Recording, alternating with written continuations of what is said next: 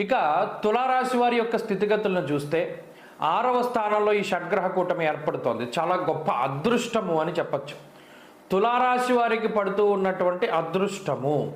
షష్ఠ స్థానమందు శని, రాహువు, రవి కూడి ఉండడం, 3 గ్రహాల్లో ఏ ఒకటి ఉన్నా అఖండ రాజయోగం, 3 కలిపి ఉంటే బ్రహ్మాండమైన రాజయోగం. దాన్ని తప్పించేవాడు ఎవడు ఉండడం.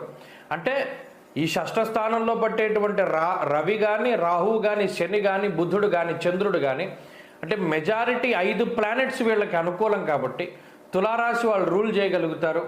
వారు అనుకున్నది సాధించగలుగుతారు. రుణబాధలు, రోగబాధలు, శత్రుబాధల నుండి బయటపడగలుగుతారు. ప్రత్యేకించి మానసికంగా చాలా ఆనందంగా ఉండగలుగుతారు. ఆరోగ్యపరంగా ఉండగలుగుతారు. అలాగే వృత్తి ఉద్యోగాల్లో ఎదుగుదల కనబడుతూ ఉంటుంది.